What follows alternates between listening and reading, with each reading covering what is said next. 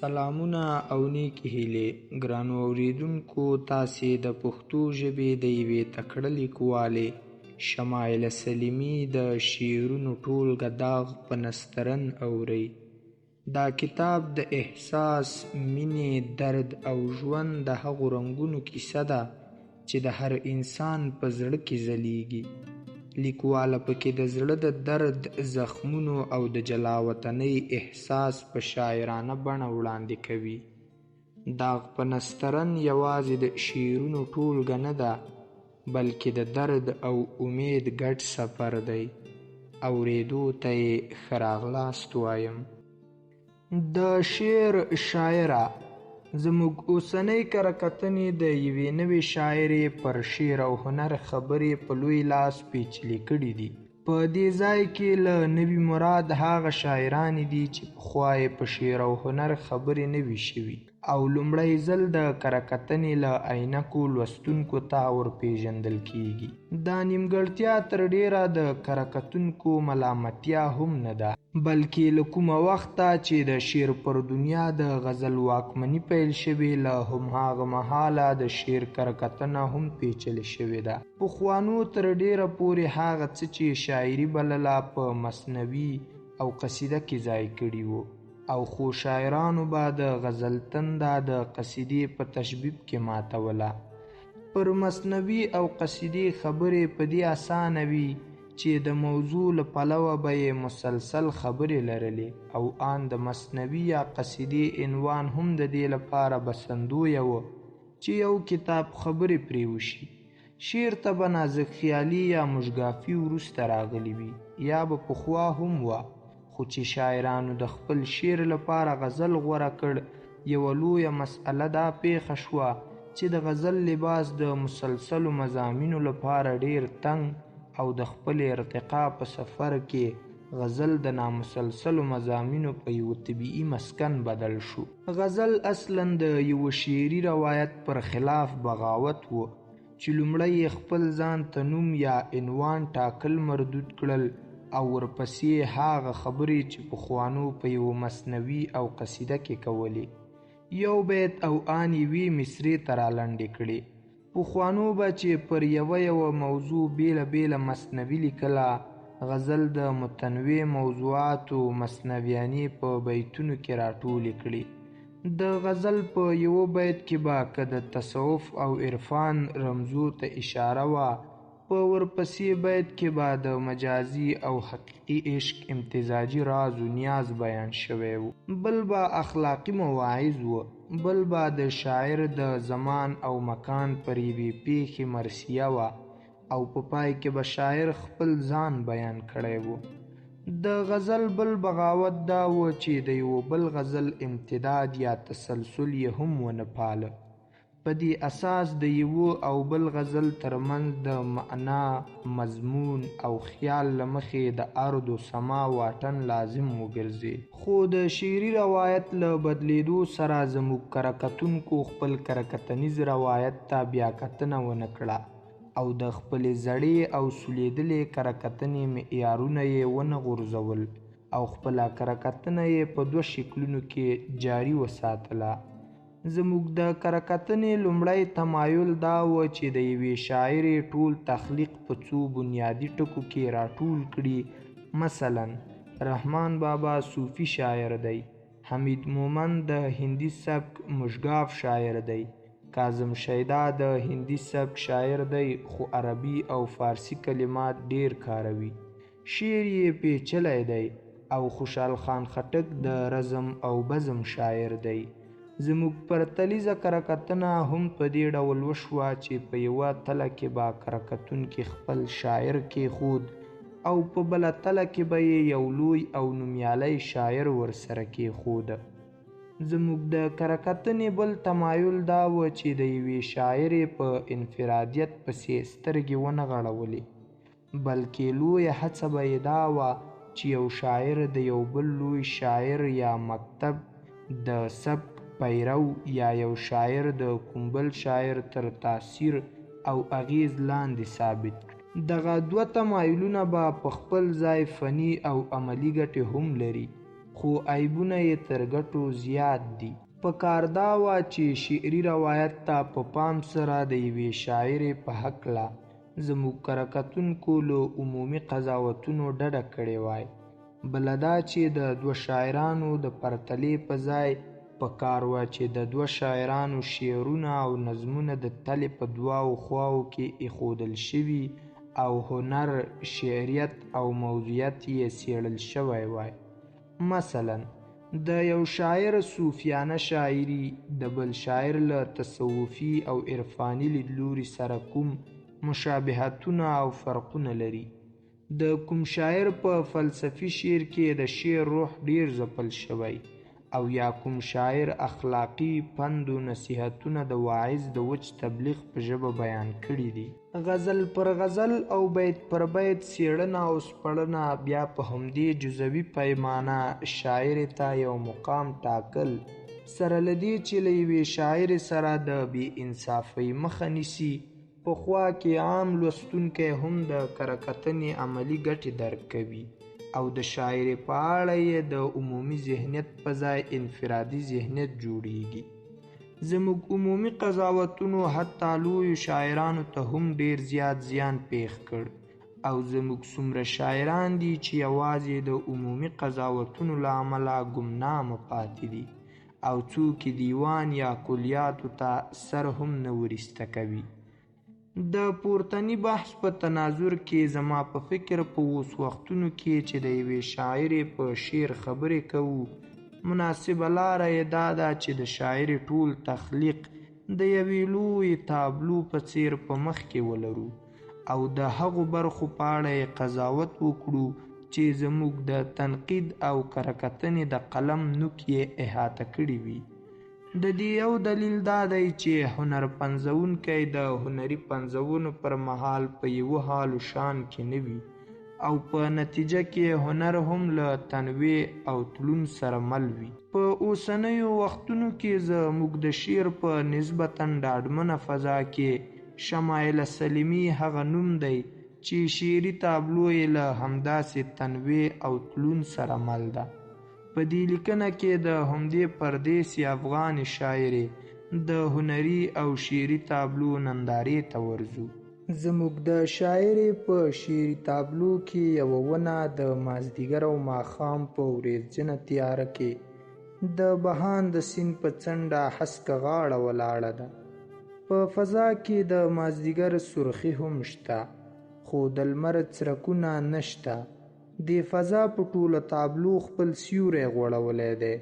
تر ونې لاندې یو ګریبان چاک ستم زده څیري یوسف مخې د ونې ډډ ته تکیه وهلې ده.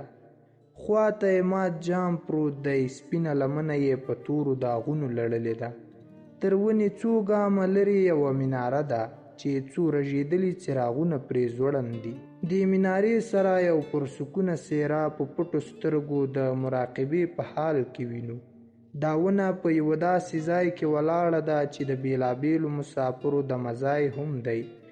د ونې په خوا کې د پلي مسافرو د پښو چاپونه زموږ دا ګمان په یقین بدلوي. د تابلو په ښي لوري پاسنۍ برخه کې د مرغانو سیل له تابلو څخه د وتلو په حال کې انځور شوی. دا راته ښیي چې دې ونې ته د لرې لرې وطنونو او نااشنا زمانو سیاحتي مرغان هم راشه درشه لري. د ونې د ښکلا دوه لاملونه ډیر واضح دي چې د هر لیدونکي سترګې وراوړي. یو دا چې ونه خوځښت لري او منجمده او وچه نه ده، بلکې مستی او موسیقي لري. د ښکلا دوهم لامل یې د ونې څانګې دي چې د ناوې د لباس غوندې راپروت دی او ژۍ یې د فن او هنر په ګوتو ښکلې شوې ده. زموږ د شاعرې د دې شعري تابلو هر جز د یو سمبول په توګه کارېدلی دی. هڅه کوو د هر سمبول جاج واخلو او تر پټې معنا یې ځان ورسوو. په تابلو کې تر ټولو لومړی زموږ توجه د یوه دردمن مرغه نغمو ته وراوړي چې د سوز او ګداز په ژبه د خپل وطن کیسه راته کوي او د خپل وطن هغه ناویلې او نااورېدلې راویني چې یوازې طاهرانه نظر یې د لیدو جرأت او وړتیا لري. د دردمن مرغه هره چیغه او سانده د خپل وطن د درد او ناخوالو یو کیسه ده. وطن انسان ته شناخت او پیژندګلوي ورکوي. انسان که هر څومره وزرې هم وکړي خو ریښې یې په خپل وطن کې دومره ژورې ښخې وي چې بېلتون او پرېکون یې ناشونی دی. خو هغسې چې ځینې وختونه یو عاشق له خدایه د خپل معشوق ټول دردونه او غمونه د ځان لپاره غواړي، هماغسې ځینې وختونه معشوق دومره په درد او تکلیف کې وي چې عاشق یې نور د لیدو سینه نه لري. د وطن مرغه هم په همدې له خپل خوږ وطنه مسافر شوی دی. ما د وطن آب و هوا په غم کې نشو لیدای، که له نختره او له چناره مې سایه وجلا. یا وای وطن دفتر شو د غلیمانو، چنار به ژاړم چینه به ژاړم.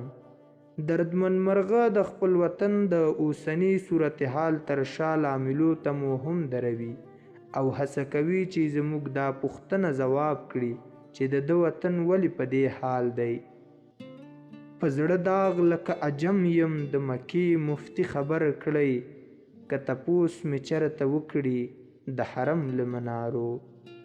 خو مرغه ته چې د نورو وطنونو احوال هم رسیږي پوښتنه ورته درېږي چې هغوی ولې د نړۍ او پردیو د لوبو ښکار شوي نه دي.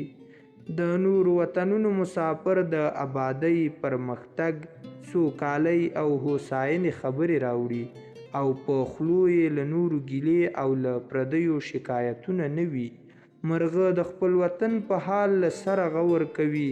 پام کیږي چې د شمایلې په خفګان څه کړم، د خپلو سترګو باڼه به ژاړم.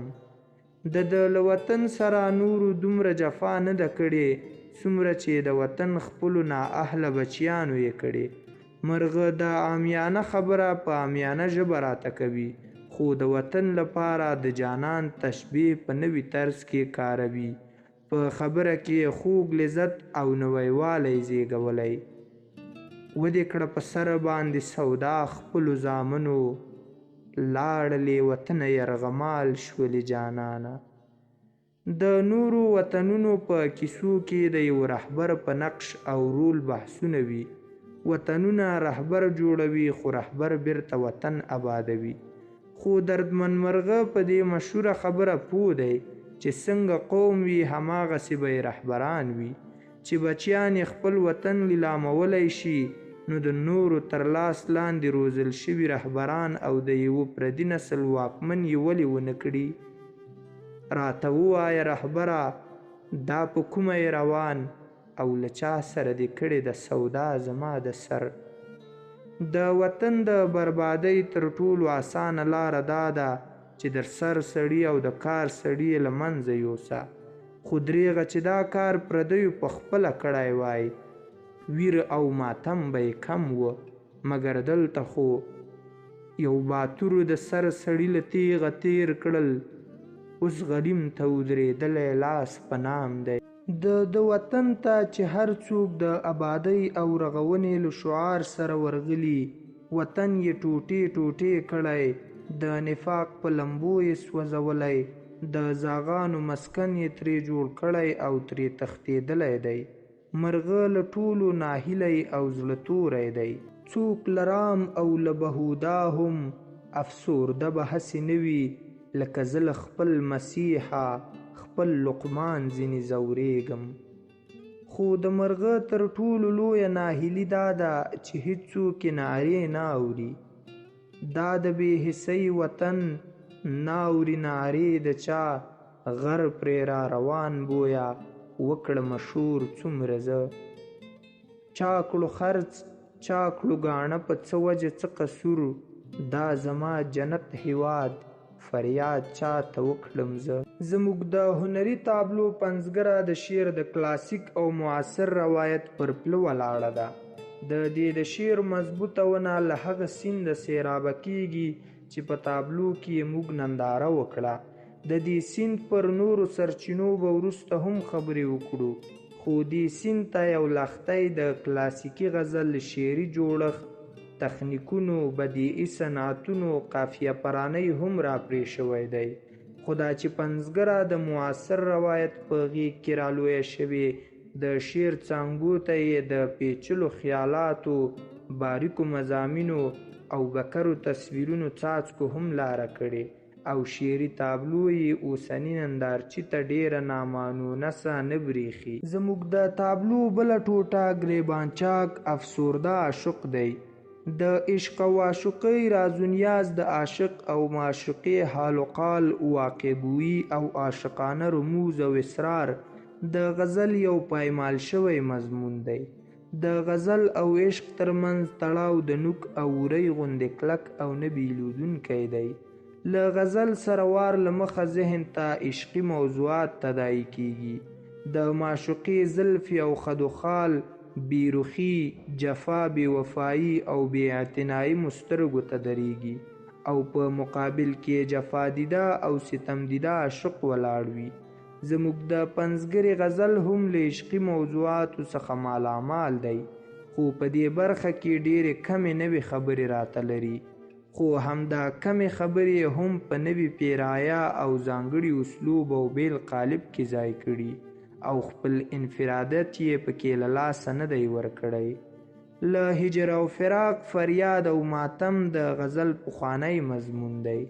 په غزل کې دغه هجر کله یوې خوا د دوه مینانو ترمنځ بیلتون او فراق کېدلی شي، نو له بلې خوا د تصوف په نړۍ کې له حسن مطلق څخه د راجلا کېدو او د انساني اروا د اوسنۍ ناقرارۍ لپاره د صوفیانه استدلال په توګه هم کارېدلی شي. عشق جذبات و واردات، د هجر و فراق غم، د وصال تند او تلوسه، د معشوقې له وړو وړو لاپرواییو زار زار شکایتونه او د رقیبانو له وجوده سوځېدل، که له یوې خوا د عشق او عاشقۍ په دنیا کې مشترکې خبرې دي، همداسې په غزل کې هم شاعرانو چې په عشقي موضوعاتو قلم پورته کړی ترمنځ یې مشترکات دومره ډېر شوي چې له اولنۍ عشقي غزله تر اوسه پورې له جزئیاتو پرته ډېر فرق نه سره لري او یا به یوازې پیرایه یا طرز بیان او اسلوب مختلف وي. د غزل په ډګر کې عشق او تصوف هغه دوه زاړه شرابه دي چې شاعرانو تل هڅه کړې چې یوازې بوتلونه ورنوي کړي. عشق د انسان دروني کیفیت دی چې د حسن او جمال لپاره یې په خپل درون کې احساسوي. دغه حسن و جمال ظاهري نقش و نگار، خدوخال و خطوخال نه دی، بلکې پر خارجي حسن د انسان د هغه دروني کیفیت اثر و تاثیر دی چې بیرته یې عاشق په خپل درون کې احساسوي. په همدې اساس عشق له ځانه پیلیږي او بیرته په ځان پای ته رسیږي. د عشق دغه کیفیت په هر انسان کې موجود وي، خو شاعر د کیفیاتو او جذباتو په مقابل کې ډیر زیات حساس وي او همدغه حساسیت یې د شعر جامه اغوندي. عشق یوه تجربه نه ده چې زده یا ترسره شي، بلکې یو کیفیت دی چې موجود دی، ازلی دی او هر انسان ترې خپله برخه وړې ده. زموږ عاشق هم دا خبره راته کوي، تل لکه تقدیر کا په روحونو پسې ځغاخت. عشق نه مسکن لري استاد او نه راهب. عشق له ټولو انساني امتیازاتو، تبعیضونو او سلیقوي چلندونو مبرا و منزه دی. عشق رنگ و نسل، دین و مذهب، ژبه او کلتور نه پیژني. د عشق جذبات و واردات انسان په خپل واک کې نیسي او دا ټول توپیرونه له منځه وړي. نظیرین شاپوري مینې ته د کیمیاګرې په ارزښت قایل دی، هغه چې د زړونو ماهیت او کیفیت بدلولی شي. هیچ اکسیر به تأثیر محبت نرسد، عشق آوردم و در عشق تو ایمان کردم. زموږ شاعره هم عشق ته د زړونو د ناروغیو او قلبي غلاظتونو د تصفیه کوونکې په سترګه ګوري. دا وایي: عشق دارو کړل د لقمان، راته زهر او زقوم. ومو ویل چې هجر او فراق د عشق په دنیا او د غزل په ټغر کې یو پایمال شوی مضمون دی، خو زموږ عاشق سره لدی چې د فراق په لمبو کې سوځیږي او د سمندر په ساحل پروت ماهی غوندې وزرې وهي، ترپیږي خو له خپلې معشوقې ګیلې نه کوي، بلکې ټوله پړه په هجر و فراق ورچوي او د یو بد چا په سترګه ورته ګوري. هجره ذاتي ړنګه هدیره دې کړم، تیغ دې شه په زړه کې خښ، اور دې شه په ځان پورې. یو بل ځای بیا وایي چې یوسف په سفر تللو نو یعقوب کله خبره و، څه خبره وم فراقه چې جانان مې رانځي. عشق د انسانانو ترمنځ یو مشترک احساس دی او د دې کیفیت مولود هم تر ډیره سره ورته وي. خپل ځان د معشوقې په مخ کې هیڅ نه ګڼل، ان تر دې چې د یار د کوڅې سپی کېدل په عشق کې عادي خبرې ګڼل کیږي. خو زموږ عاشق سره له دې چې د ښکلیو له ښاره سره یې مخه کړې، شهر خو د ښکلیو څوک له سمې ورځې نه پرېږدي.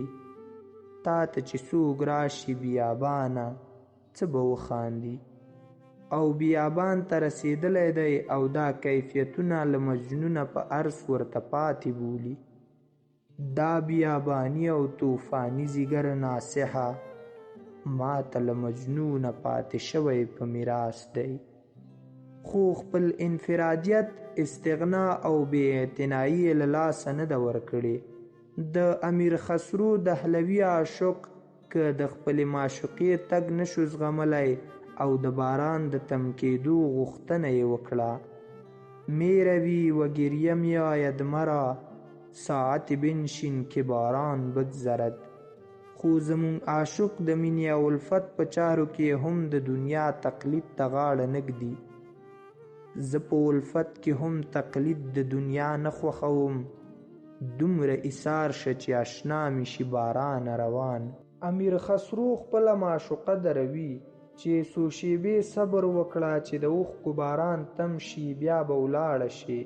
امیر خسرو خپله معشوقه مخاطب کړې، خو زمون عاشق د خطاب په انداز کې هم خپله بې اعتنایي ښودلې او د معشوقې په ځای یې له باران سره خبرې کړې دي. سره له دې چې د اوښکو دا باران به د اشنا له تلو وروسته بیا هم راورېږي. د دې بې اعتنایي او بلې صحنې ته به هم ورشو. امرالقیس د خپلې معشوقې د کور له مخې تیریږي. خپلو ملګرو ته په ډیره دردمنه ژبه وایي: ای ملګرو، تم شئ تم شئ، د جانان کور دی، څو اوښکې به توی کړو بیا به لاره لنډوو. خو اوس به د خپل عاشق ننداره وکړو. په لاره کې تیریږي، سره له دې چې قصدن یې د ځان لپاره هغه لاره غوره کړې چې د یار کور یې مخې ته راځي. خو په منزلونو دې تیریږم خو تا نه خبروم، تر شا راګورم فنا کېږم خو تا نه خبروم. د عاشق د نندارې پر مهال مو څو ځله د لارې مسافر مخې ته راغلل. دا هغه مسافر دي چې د ونې سیوري ته خپله دمه جوړوي او د عاشق او صوفي کیف و حال ته ګوري. دا مسافر د یوه وطن د یوې ریښې او یوه حال خلق نه دي. دوی له بېلابېلو فکرونو، نظریو او عقیدو سره راځي او له دردمن مرغه، عاشق او صوفي سره د خپل زړه غوټې هم سپړي او یا د درې واړو په خبرو خپل زړه ته سکون هم وربخي. د دې ونې سیوري ته ډېر مسافر له یوه لرې وطنه راغلي خلک وي چې د نااشنا دردمنو کیسو یوه پنډه ورسره وي او د خپل وطن کیسې راته کوي. راځئ په دې ځای کې د همداسې مسافر له خولې ځینې دردونو ته غوږ شو. چورو تالان په وطن ګډ دی، عقیدې پکې خرڅیږي، لالهزار زما د تمې شو مسیر د ریبدون څنګه. صوفي نور له مراقبې راوتلی دی. د مسافر په خبرو کې دومره ویر او ماتم ګډ دی چې عرش ورسره لړزیږي. د مسافر سترګې له اوښکو ډکې دي، غږ یې ریږد نیولی، د خپلې بېوسۍ انځور زموږ مخې ته ږدي. له لوږې نه مو خرڅې کړې ګردې د خپل وجود، دنیا په موږ ونه کړې کومې نظارې. د لرې وطن مسافر د عاشق او صوفي سترګو ته ځیر دي. پوهیږي چې د دې ټولو بدبختیو او ناخوالو علت رانه غواړي. مسافر له خپل لیدلوري د خپل وطن د بدبختیو علت په دې کې ویني چې هره خوا کرکه ده، کینه ده او تبعیض دی. شمایلې په هر لور په هره لاره لکه جل عذاب په سر وړم. بیا زیاتوي کاروان مې د وطن په نورو دی روان، ساروانې له دښمن سره نیولې اجارې. مسافر ته خپل تیر تاریخ هم سترګو ته درېږي، غواړي خپل تیر برم و پرتم د صوفي او عاشق مخې ته ودروي. خو دا خبره په داسې انداز ورته کوي چې ملتونه په تاریخونو نه آبادیږي، او بیا که خپل تاریخ ته نظر وکړي هم څه چاره کېدلی شي. مګر دلته خو د پانیپت تاریخ هم نه ګوري څوک، نه وایي څوک، د افغانیت هم د ټکي حیثیت پاتې نشو. د ونې په خوا کې په بهان د سیند مو پورته هم څو ځله خبرې وکړې. زموږ د شعري تابلو ونه له همدې سیند د سیراب او خړوبه ده. د دې سیند سرچینې که له یوې خوا تنوع او ګڼون لري، نو له بلې خوا سرچینې غني هم دي. دغه سیند ته د ګنګا او جمنا نری ویلې هم راماتې دي. له همدې امله زموږ ونه کې له یوې خوا د هندي فلسفې او فکر ځینې پټې نښانې لیدل کېږي، نو له بلې خوا یې د الفاظو په څېره کې ظاهري اړخونه هم وینو، او د ګورکهدند، جیون، انګن، ګایل او ملن کلماتو له استعمال سره مخ کېږو. دې سیند ته د نیل سیند د غني تمدن او د یو لوی دیني متن زورورې څپې هم لیدل کېږي. ګمان کوم چې د تابلو پنځګره د ګڼو ادیانو په خوا کې د 4 الهامي مذاهبو مطالعه هم لري.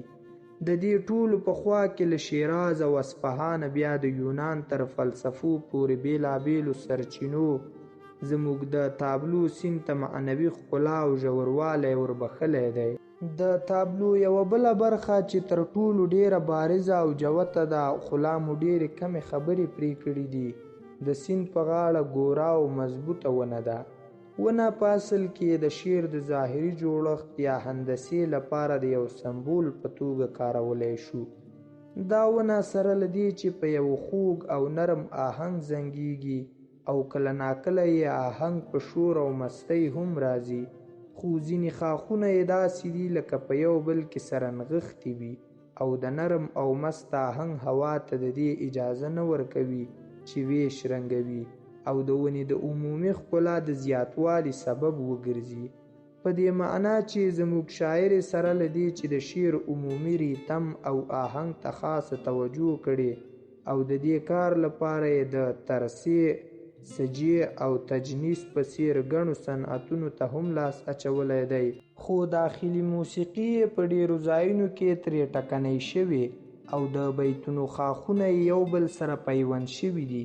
د ونې تر موسیقي او آهنګ راوروسته زموږ د شعر ونه سره له دې چې له ګڼو اړخونو مضبوطه ده او ډېرو نقادانو د توپان مقابله به وکولای شي، خو د بشري او نړیوالې عاطفې هغه نازکوالی او لطافت نه لري چې د نقادانو غوڅوونکي قلمونه یې هم ونشي غوڅولی. زموږ په تابلو کې ژوره مایوسي او د غم او ناامیدۍ سیوری راخور دی، خو دغه مایوسي او ناامیدي دومره شخصي او منحصر به فرده ده چې بل بشر په ځان کې نه ورځایوي، او لوستونکی ترې ځان ځینو ځایونو کې بیل او جلا او آن په ځینو ځایونو کې مستغني ګڼي. خو دا خبره د پنځګرې د ټولې تابلو په هکله هم نشو کولی، په دې چې د شاعر ونه له عادي ونو سره ګڼ فرق هم لري. هغسې چې په یوه ونه 4 موسمونه راځي، ودې شي چې د پنځګر په ونه تر 4 ډېر مختلف او متنوع موسمونه راشي، او د ونې کیفیت له تنوع او تلون سره مخ کړي. پر دې ونې داسې وخت هم راځي چې خپل زرغونوالی له لاسه ورکوي، پاڼې یې رژېږي او شنډه پاتې کېږي. زموږ د پنځګرې په شعر کې هم له ځینو وچو خبرو، تکراري عاطفې، انځورونو او د شنډو احساساتو سره مخ کېږو، خو دا ټکي دا هم راته ښیي چې شاعر سره له دې چې یو هنرمند دی، یو انسان هم دی. د دې ونې د شعري او هنري ښکلا یو سبب هغسې چې پورته وویل شو بدیعي صنعتونه هم دي. بدیعي صنعتونه د ونې یا شعر ګلونه دي، خو بدیعي صنعتونه په هر حال کې صنعتونه یا لاسي تولیدات دي، طبیعي نه دي. دا صنعتونه چې لومړنیو شاعرانو وکارول طبیعي وه، خو چې شعرپوهانو د پخوانیو شاعرانو له شعرونو څخه دغه صنعتونه استنباط او استقرا کړل، نو نویو شاعرانو لاسي هڅه هم وکړه چې دغه صنعتونه په خپلو شعرونو کې وکاروي. خو بدیعي صنعتونه که په شعر کې طبیعي را نشي، د شعر په نفس، مضمون او خیال کې رول ونه لري، داسې به وي لکه په عیسوي کلتور کې چې د کرسمس لپاره یو طبیعي ونه په مصنوعي څراغونو سینګار شي، چې له دې سره د ونې خپله طبیعي ښکلا هم ورکیږي او له مصنوعي څراغونو خو هسې هم څوک حیز اللذت نشي وړلی. د همدې صنعتونو په ټس کې یو ډیر زیات کارېدلی صنعت هغه دی چې تلمیحاتي مرغان یې له ځان سره راوړي. خو کله ناکله په شعر کې د تلمیحاتي مرغانو شور دومره ډیر او ګڼه ګوڼه دومره زیاته شي چې د تابلو تماشچي نه د شعر لذت حس کولی شي، نه یې د شعر نفس مضمون ته سترګې وراوړي. دغه مرغان سره له دې چې ځینې وختونه د نندارچي سترګې او غوږونه د تابلو له عمومي لذته محروموي، خو همدا تلمیحاتي مرغان بیا د لرې لرې وطنونو، ناشنا زمانو، اسطوروي پیرونو کیسې او افسانې هم راته بیانوي، او په خوا کې د شاعر د مطالعې وسعت، د فکر ژورتیا، د خیال لوړتیا، د لاشعورو بې پایه سمندر ته د ورکوزېدو او مرغلرو د راویستو وړتیا ته هم اشاره کوي. خو دا د تلمیحاتي مرغانو خپلې ذاتي ځانګړنې هم دي. د شاعر کمال دا وي چې له دې مرغانو څه ډول استفاده کوي. زموږ په تابلو کې تر ډیره پورې د یوې تلمیح لپاره هغومره پراخه ورت بستر نه وي چمتو شوی څومره چې د هغې تلمیح لپاره لازم وي، او یا یې کارونه د شعر په هنریت او شعریت کې زیاتونه کولی شي. د دې ونې یو بل خاصیت چې پورته هم یوه لنډه اشاره ورته وشوه دا دی چې دا ونه د کلاسیک او معاصر روایت په ترکیبي بڼ کې ولاړه ده. خو د پنځګرې کمال دا دی چې نه یې د کلاسیک روایت خبرې هغسې تکرار کړي چې عموماً د ځینو شاعرانو تمایل وي، نه یې معاصر روایت ته دومره غاړه ایښي چې خپل انفرادیت پکې له لاسه ورکړي. ممکن وروستۍ ځانګړنې چې یوازې یو یادونه به یې بې ګټې نه وي د ونې د څانګونو مردف سرونه دي چې ګڼې نوې ښکلاوې لري. د تابلو پنځګرې ګڼ نوي او شاعرانه ردیفونه پنځولي دي. نوی ردیف عموماً د یو نوي فعلي ترکیب راوړل نه وي، بلکې نوی ردیف هغه دی چې په خپله هر ځل د ردیف تکرار یوه نوې معنا، نوی مضمون، نوی خیال وزیږوي. د شمایلې په شعر کې ګڼ ردیفونه دا خاصیت لري: واخیستم د ژوند خړو سیندونو لکه ریګ، عمر مې تویېږي له لاسونو لکه ریګ. تر دې ځایه پورې مو شاوخوا د تابلو په ټولو برخو خبرې وکړې او د تابلو څومره برخه چې زما د فکر و قلم په غیږه کې ځایېدله ځای مو کړه. خو اوس یو څو وروستۍ خبرې زما په نظر کره کتنه به د دې لپاره هم کیږي چې پنځګر هم خپلو محاسنو او معایو ته متوجه کړي، خو اصلاً کره کتنه د عام لوستونکي لپاره وي چې د ذوق په لوړېدو کې ورسره مرسته وکړي. په دې کره کتنه کې تر ډیره پورې هڅه شوې چې دا دواړه ټکي په پام کې ونیول شي او د انصاف تله ونه غورځول شي. خو د کره کتنې اصلي هدف چې د یو اثر کره یا ناکره معلوم کړي، نو زما په آن د هنري او ادبي اثارو د کره کتنې په اړه اوسنی تصور دا دی چې له شعر و هنر نه هر څوک د خپل فهم او ذوق په اندازه درک او برداشت کوي. په دې لیکنه کې د اغلې شمایلې د شعر په اړه هره خبره زما د فهم او ذوق نتیجه ده.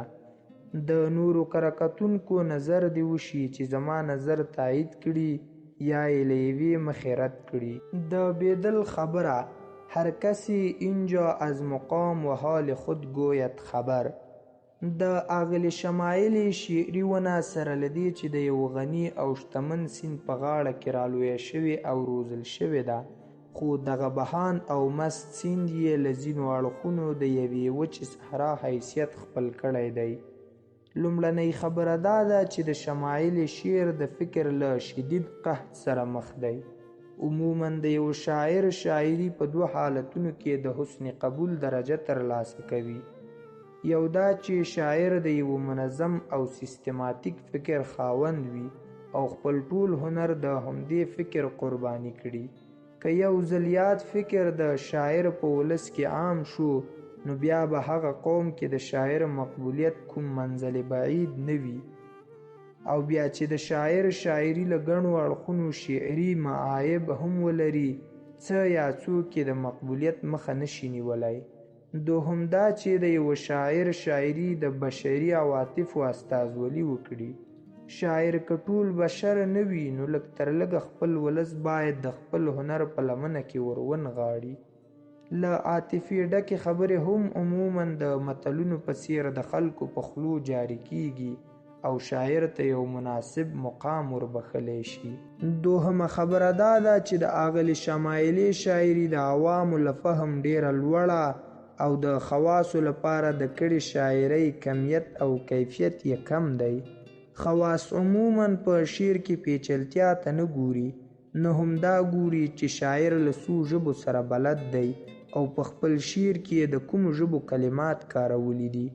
د یو شعر دا اړخونه به ژبپوهانو ته مهم وي، خو ادب پوهان عموماً د شعر د کیفیت لپاره نورې تلې او پیمانې لري چې د اغلې شمایلې شعر له ځینو اړخونو د خواصو په طول نه دی برابر. درېیمه خبره دا ده چې د اغلې شمایلې شاعري ترکیبي شاعري ده، تحلیلي یا د خیال بندي شاعري نه ده. زموږ شاعري تر ډیره بریده پیچلې خبرې له یو بل سره ترکیب کړي دي. د خیال او تخیل برخه یې کمزورې ده. همدا سبب دی چې د دې زیاتره شاعري وچه او د بشري او نړیوالو عاطفو لمدوالی لا نه دی وررسېدلی. شاعر که له خپل ذات نه پورته نشي او خپل هنر د بشري عواطفو په خلاصه صندوقچه بدل نه کړي، نشته ډیر امکان چې لویه شاعري دې وکړي. د اغلې سلیمي شاعري تر ډیره پورې د ځان بیان، د خپل منحصر به فرد درون اظهار او تعریف دی. د دې په شعرونو کې شمایله خو لټولی شو، مګر بشر ډیر کم پکې تر سترګو کیږي.